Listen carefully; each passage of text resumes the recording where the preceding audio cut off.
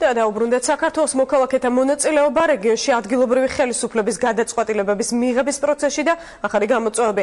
ეს მთავარი საკითხებია, რომლებიც დღეს სპეციალურ კონფერენციაზე განიხილეს. შეხვედრაზე ადგილობრივი თვითმმართველობის სფეროში გატარებული რეფორმების შეაჯამეს და ახალი პროექტები განიხილეს.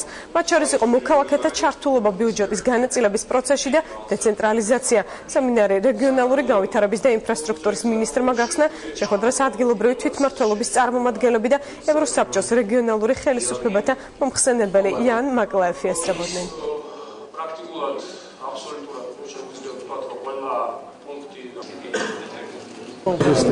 შეხვედრაზე ჩვენ ვისაუბრეთ იმაზე, თუ როგორ მიმდინარეობს ადგილობრივ თვითმმართველობებში სხვადასხვა რეფორმები და რამდენად არის ჩართული ამ პროცესში სამოქალაქო საზოგადოება. რა თქმა უნდა, ნებისმიერი ქვეყნის წარმატება დამოკიდებულია იმაზე, თუ როგორია მისი დეცენტრალიზაციის პროცესი. ამ მხრივ საქართველოში ნამდვილი წინსვლაა.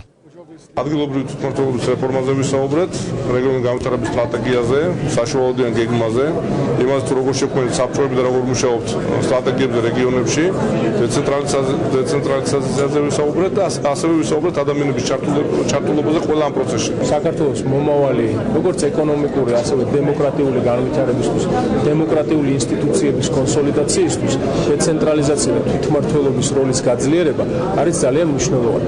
ამიტომაც ეს კონფერენცია ეძღვნება სწორედ დეცენტრალიზაციის საკითხებს, ძალიან მნიშვნელოვანი თემები გამოდის, ძალიან მნიშვნელოვანი საკითხებზე იქნება მსჯელობა.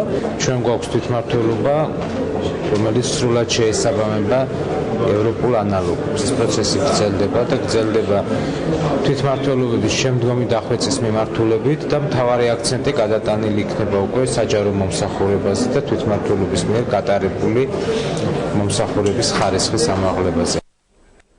თანამდებობის პირთა